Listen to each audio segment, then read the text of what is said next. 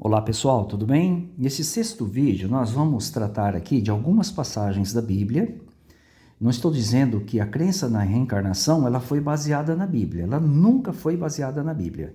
Mas alguns estudiosos, mesmo espíritas, eles tentam tirar alguma informação da Bíblia, para supostamente achar que talvez a Bíblia apoie a sua crença. Algumas das passagens que estão aqui são algumas que eu já tive a oportunidade de dialogar com espíritas, que foram citadas por esses que são inclusive meus amigos, tá bom?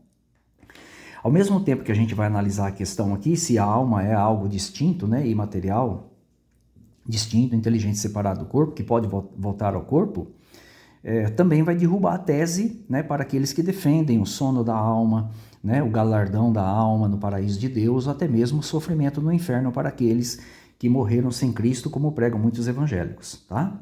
Então, o primeiro caso que nós temos aqui, para entender o que de fato o texto está nos transmitindo, é o caso da morte de Raquel, esposa de Jacó, quando ela estava dando à luz a Benjamim, tá? Então, aqui na Corrigida e Fiel, nós temos o relato da seguinte forma, ó. E aconteceu que, saindo-lhe a alma, porque morreu, ela chamou seu nome de Benoni, mas seu pai chamou Benjamim. Na Rei Jaime Fiel, parecida, E aconteceu que, enquanto sua alma partia, porque ela morreu, ela chamou seu nome de Benoni, mas seu pai chamou de Benjamim. Quando você pega traduções como essa aqui e lê dessa forma, o que vem à sua mente? Obviamente que vem à mente, que a alma seja algo separado do corpo, que inclusive se separa na ocasião da morte, que é o caso de Raquel aqui. Mas será que é isso de fato que a Bíblia estava transmitindo? Conforme vocês puderam ver nos vídeos anteriores, nós deixamos claro que nefesh em hebraico geralmente tem um sentido de indivíduo como um todo ou a vida do indivíduo. E, em raros momentos, cede das emoções, dos desejos, dos gostos da pessoa. Nunca como algo imaterial inteligente que se desprende do corpo ou volta para o corpo, tá? Então, isso aqui é um caso atípico, que daria a entender que talvez almas é algo que separa do corpo por ocasião da morte. Mas o que de fato o texto quis dizer, então, já que nefesh tem o sentido de indivíduo ou vida do indivíduo normalmente? Então, essa tradução aqui, que também é evangélica, ela traduziu corretamente, ó, a Nova Versão Internacional, ó, já a ponto de sair-lhe a vida. Olha lá. Então, o que de fato está acontecendo com Raquel? Ela estava morrendo no parto, ela teve um parto complicado, e ela estava perdendo a vida. É isso aí. E a palavra é, olha aqui, ó, nefesh. Aqui está nafeshá, tá? Que é uma variante, Então, o que de fato Raquel estava perdendo não era uma entidade espiritual sendo no corpo dela, mas a vida, porque ela estava morrendo, que como de fato, infelizmente, acabou acontecendo naquela ocasião, tá? Então fica muito claro para nós aí que aqui não tem nada de entidade separando do corpo não, tá? Outro caso parecido é o caso da morte e ressurreição do filho da viúva de Sarefá às mãos de Elias, por meio das mãos de Elias. Então nós temos o relato Corrigida e Fiel, Revista Atualizada e depois da Nova Versão Internacional. Na Corrigida e Fiel, o texto está traduzido assim, ó. Então se estendeu, Elias, se estendeu sobre o menino 3 vezes e clamou ao Senhor, aqui é Jeová, e disse, ó Senhor, meu Deus, rogo-te que a alma deste menino torne a entrar nele. E o Senhor ouviu a voz de Elias, e a alma do menino tornou a entrar nele, e este reviveu. Quando você lê o texto como está aqui, o que vem à mente? Muito parecido com o caso aqui de cima, que havia uma alma, uma entidade que havia se separado do corpo do menino, e devido à oração de Elias aqui a Deus, essa alma voltou para o menino voltou a viver. Só que isso é um engano. Tá? Por quê? Conforme já mostrei para vocês nos vídeos anteriores, nefesh, que você vê aqui as duas ocorrências, porque ela ocorre 2 vezes aqui em cima, ó, tá aqui, ó, nefesh, tá? Ela tem o sentido de vida. Então, o que de fato aconteceu com o menino morreu e perdeu a vida. Ele não tinha mais vida. Então, quando Elias orou a Jeová, Jeová devolveu a vida ao menino. E é assim que foi traduzido coerentemente na Revista Atualizada, que também é uma Bíblia evangélica, e também na Nova Versão Internacional, que você está vendo aí, ó. E a vida do menino voltou a ele. Olha lá. Então não tem nada de entidade espiritual e material, que se desprendeu e voltou para o corpo, tá? Nada disso. Nós temos um terceiro caso, essa aqui sim, geralmente é usada pelos espíritas, né?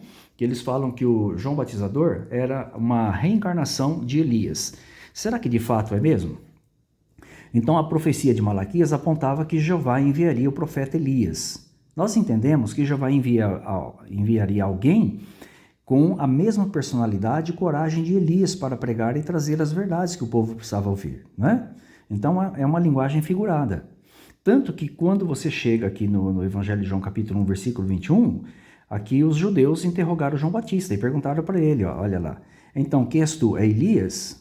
O que ele respondeu? Não, eu não sou. Olha, se ele fosse uma reencarnação de Elias, ele teria dito que sim. Então fica muito claro que não tem reencarnação nenhuma na Bíblia. A Bíblia é contra essa crença, né? Então esse relato aqui não serve para provar isso.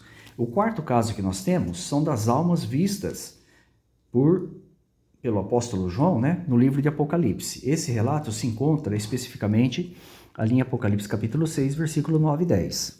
Então o relato diz assim, ó, quando abriu o quinto selo, vi debaixo do altar as almas dos que haviam sido mortos por causa da palavra de Deus e do testemunho que deram. Geralmente testemunho é de Jesus, tá? Aqui a lealdade a Deus, né? E testemunho de Jesus. Eles clamaram em alta voz, dizendo, ó soberano, santo e verdadeiro, aqui é Jeová, até quando aguardarás para julgar os que habitam sobre a terra e vingar o nosso sangue? Então veja que João teve uma visão, né, bastante extraordinária aqui. Na visão, ele viu as almas que haviam sido mortas. E aqui embaixo fala que elas clamam a Deus, né? Até quando vai aguardar para julgar aqueles que habitam a terra e vingar o nosso sangue? Tá? Então vamos lá, a gente vai considerar isso em detalhes para vocês. A palavra para almas está aqui, ó, psihá, se vocês estão vendo, e a palavra para nosso sangue está aqui, aimá, emon, tá? Então o que nós devemos levar em consideração no livro de Apocalipse? Eu coloquei algumas notas aqui que vai ajudar você a ter a consideração se de fato aqui está falando mesmo de almas que se desprenderam do corpo, aguardando aí talvez uma vingança de Deus, né, contra seus perseguidores. Então, o primeiro ponto é o seguinte, olha, o livro de Apocalipse é um livro cheio de simbologia, sinais e visões. Na maioria das vezes, os cenários são representativos. Então, o livro de Apocalipse, ele mescla muito simbologia com coisas reais. Tem muito mais coisas simbólicas do que reais, para trazer algum entendimento, né, para o seu leitor. Então, no caso aqui, nós entendemos aqui que se trata de uma visão, e não de real. Até porque, segundo a crença, né, eu vou detalhar isso para vocês aqui, essas almas, segundo aqueles que defendem a alma separada do corpo, especificamente no caso dos evangélicos, elas estão no paraíso de Deus, elas estão num galardão, elas jamais estariam debaixo do trono de Deus ali, como se estivessem sendo sufocadas e clamando a Deus, jamais, né? E tem outro detalhe, né, que a gente vai destacar aqui, que é a questão do sangue também, as almas aqui estão falando do sangue, né? Como nós vimos, como que pode água imaterial ter sangue? Isso a gente vai detalhar isso para vocês então, ó. Não existe paralelo de alma se comunicando em toda a Bíblia. Esse é o único caso que nós temos e num livro cheio de simbologia. Talvez alguém diga então, mas não é necessário, basta ter um que a gente, né, para nós já é uma prova. Mas justamente numa única ocorrência de psirré, que é essa aqui que vocês estão vendo aqui, ó, psirré, num livro de simbologia, clamando seria a base sólida para a imortalidade da alma, né? Psirré também, não podemos esquecer que também pode ser traduzido por indivíduo. Quando ele fala que ele viu as almas aqui dos que tinham sido mortos, ele pode ter visto os indivíduos também, a tradução também pode ser indivíduo. Né? Ele viu aqueles que haviam sido mortos debaixo do altar. E aí, como é que faz? Porque a palavra grega é psirré, que pode ser entendida como vida das pessoas ou também como indivíduos como um todo, como a gente já mostrou nos vídeos anteriores, né? Outro detalhe aqui, ó.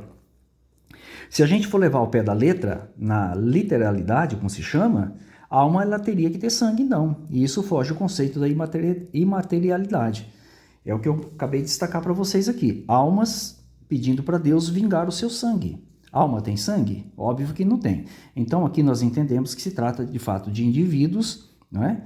Que estão aguardando a justiça da parte de Deus, tá? Até porque a alma, como vocês podem notar, mesmo que ela fosse algo imaterial, ela não tem sangue, então ela não poderia pedir vingança do seu sangue, tá bom?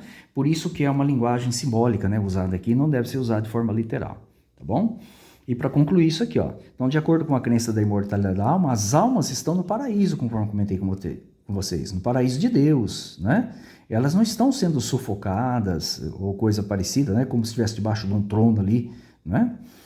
Ou no seio de Abraão, como alguns defendem, né? Para aqueles que acreditam na imortalidade da alma, que não é o caso da Testemunha de Jeová, tá? Olha aqui, ó. Elas estão em estado de graça, em estado de favor, e não nessa situação que parece aqui no livro de Apocalipse, né? Não debaixo do altar de Deus, ok, pessoal? Então é apenas uma visão que não deve ser levada com literalidade, né? Como costumamos dizer, para ficar mais fácil aí o termo para vocês entenderem. Então aqui nós tratamos de 4 passagens que supostamente daria a entender que a alma é algo distinto do corpo, que se separa e volta para o corpo, né?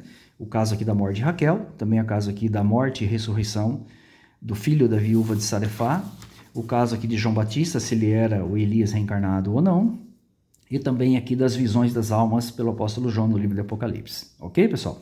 Espero que estejam gostando dos vídeos. Aguarde os próximos, que a gente ainda vai ter um pouco mais de matéria acerca desse assunto. Fiquem todos com as bênçãos de Jeová.